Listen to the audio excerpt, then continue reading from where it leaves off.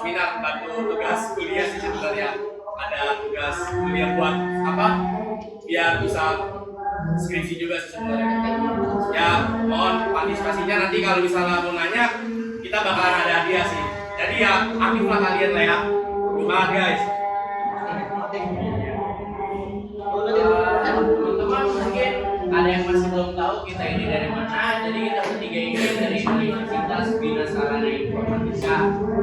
Di sini kami mau melakukan sebuah presentasi seminar tentang pengenalan toxic relationship. Di sini ada yang tahu toxic relationship itu kayak gimana atau apa? Translatornya toxic relationship itu apa?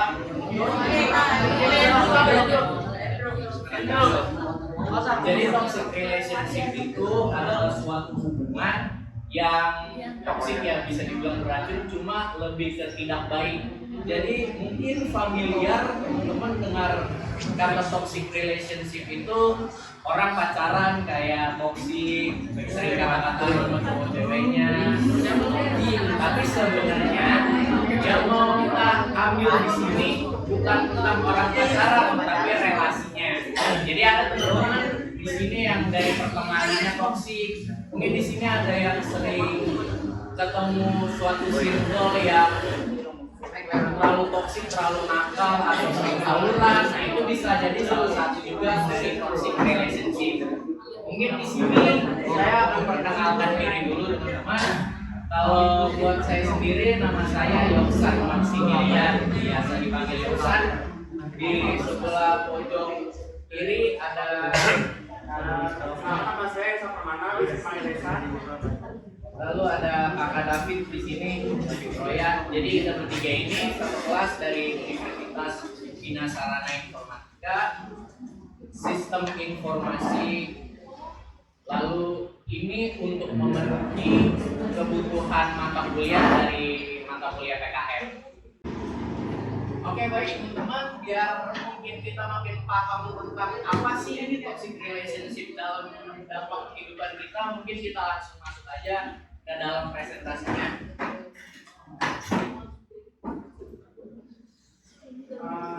Pertama-tama pengenalan tentang HAM ya. Apa sih itu HAM? HAM itu adalah hak asasi manusia. Adalah hak-hak yang melekat pada semua individu secara universal, tanpa diskriminasi apapun, hanya karena mereka manusia. Definisi ini menunjukkan bahwa setiap orang memiliki hak yang tak terpisahkan dari hakikat kemanusiaannya, tidak peduli dengan ras, agama, gender, status sosial, atau faktor lainnya.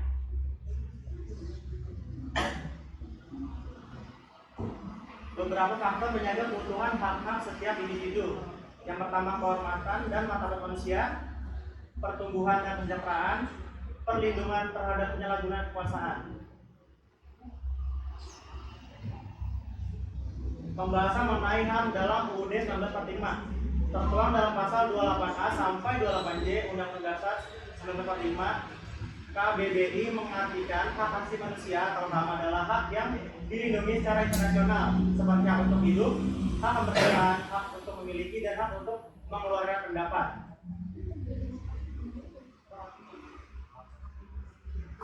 Beberapa contoh hak-hak remaja yang terdapat dalam HAM.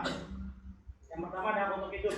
Apa sih hak untuk hidup itu? Remaja memiliki hak yang sama dengan individu lainnya untuk hidup. Yang kedua ada hak atas perlindungan dari kekerasan dan pelecehan. Remaja memiliki hak untuk dilindungi dari segala bentuk kekerasan, termasuk kekerasan fisik, psikologis, dan seksual. Kemudian ada hak untuk berkembang. Remaja memiliki hak untuk berkembang secara fisik, mental, emosional, dan sosial. Ini mencakup hak untuk mendapatkan pendidikan yang bermutu, akses dan layanan kesehatan yang sesuai, dan lingkungan yang mendukung pertumbuhan dan perkembangan mereka. Kemudian ada hak untuk memiliki hubungan yang sehat. Remaja memiliki hak untuk memiliki hubungan yang sehat dan aman. Lalu ada hak untuk berpartisipasi. Remaja memiliki hak untuk berpartisipasi dalam kehidupan sosial, budaya, dan politik masyarakat mereka. Hak untuk mendapatkan perlindungan hukum. Remaja memiliki hak untuk perlindungan hukum yang sama dengan individu dewasa.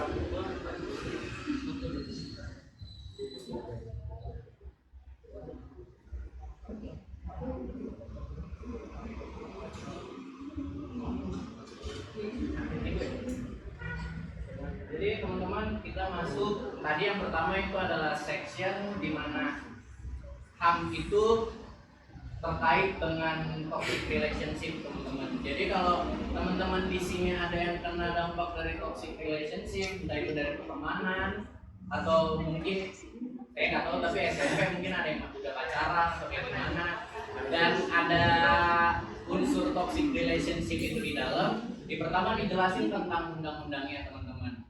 Jadi di sesi yang berikutnya ini kita mau jelasin jadi toxic relationship itu kayak gimana, apa aja dampaknya, faktor-faktornya, dan contoh-contohnya. Next. Jadi pengertian toxic relationship ini diartikan sebagai hubungan yang beracun atau tidak baik ya teman-teman, yaitu hubungan interpersonal yang merugikan di mana satu atau kedua pihak terlibat dalam pola perilaku yang tidak sehat, merugikan atau merusak. Karakteristik dari hubungan yang beracun seringkali melibatkan tingkat ketidakseimbangan kekuasaan, manipulasi, kontrol yang berlebihan, kekerasan, dan kurangnya rasa hormat satu sama lain. Baru di sini kita akan menjelaskan tentang ciri-ciri umum, tapi ini cuma sedikit, mungkin nanti di akhir bakal kita tanya atau ada yang mau tanya atau ada yang mau tambahkan tentang ciri-ciri umum toxic relationship itu gimana sih. Jadi ciri-ciri umumnya itu ada kekerasan dan pelecehan. Itu hubungan yang beracun seringkali melibatkan kekerasan fisik, verbal, atau emosional. Biasa pacar yang cowok sering mukulin pacar yang cewek, atau sesama teman sering berantem atau biasa dibilang kayak ngebully sama temennya dalam satu circle, itu bisa dibilang kekerasan dan pelecehan juga. Baru berikutnya ada manipulasi, yaitu salah satu atau kedua pihak dalam hubungan tersebut mungkin melakukan manipulasi untuk mencapai tujuan mereka. Namanya kayak playing victim, ada yang bisa bilang juga playing victim, ada yang bisa contohnya juga kalau manipulasi itu dalam suatu circle pertemanan, ngajak temennya buat mencuri, itu bisa juga masuk. Jadi yang berikutnya ketidaksehatan emosional. Hubungan yang beracun seringkali memicu stres, kecemasan, depresi, dan masalah emosional lainnya bagi kedua belah pihak. Di yang ketiga ini ketidaksehatan emosi. Itu biasanya toxic relationship itu kadang datang dari orang-orang yang punya tensi emosi yang tinggi. Jadi apa-apa sedikit tersinggung atau sering iri, itu bisa juga masuk. Next. Ada juga kehilangan diri sendiri.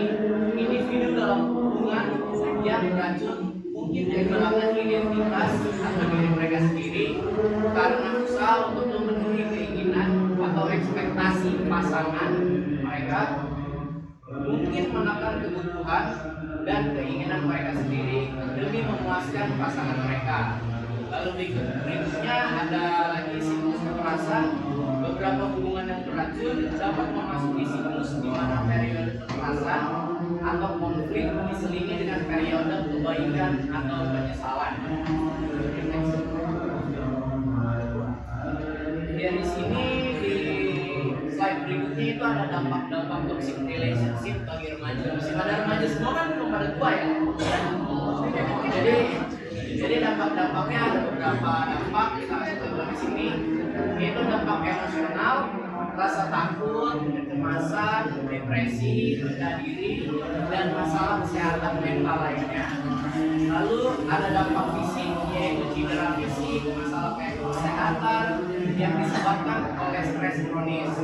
Berikutnya ada dampak sosial, yaitu isolasi, kesulitan dalam membangun hubungan yang sehat, lalu penurunan prestasi akademik dan sosial. Ini beberapa contoh toxic relationship. Mungkin ada yang tahu dari gambar ilustrasi ini apa aja? Dari gambar yang pertama dulu.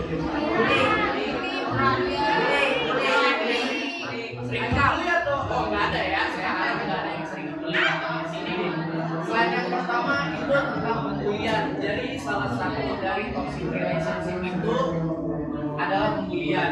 Jadi di mana teman-teman punya suatu circle, suatu hubungan dengan teman-teman, baru membuli salah satu teman yang di dalam circle itu termasuk toxic relationship teman-teman. Jadi itu nggak boleh. Nanti bisa kena ganjaran hukum atau ganjaran hukum dari masyarakat. Tadi diasingkan atau dibenci oleh masyarakat sekitar. Berikutnya itu school violence. Jadi ada yang tahu contoh-contoh school violence? School violence itu bisa juga contohnya kayak pembulian secara verbal. Kita mungkin bilang Kak David ini ganteng kan atau jelek gitu. Kalau ganteng itu masuk baik, tapi kalau jelek itu masuk ke school violence dalam ranah sekolah. Jadi pembulian secara verbal dari kata-kata itu juga termasuk toxic relationship. Karena semua di sini pasti punya hubungan teman sama lain kan. Jadi karena berteman terbangunlah yang namanya relation. Jadi kalau misalkan teman sama teman saling ngatain itu kurang baik. Berikutnya ada yang tahu, saya tahu mungkin familiar. Ada yang tahu slide ketiga itu gambar dari apa? Mabok. Oh, pada tahu ya mabok ya. Apa Jawa? Jadi yang di ujung sana di penyalahgunaan ada banyak selain narkoba, minuman keras, atau misalnya adiktif seperti rokok. Gitu. Jadi teman-teman, karena teman-teman masih SMP, saya harap di sini teman-teman itu cari relation yang bagus, biar nanti kedepannya masa depan teman-teman tuh terjamin. Kalau misalnya teman-teman dapat toxic relationship, ujung-ujungnya nanti kurang baik untuk teman-teman sendiri. Jadi ini salah satu contoh yang wajar dan umum. Nanti kalau misalnya teman-teman ada yang mau tambahkan, bisa ditambahkan di terakhir.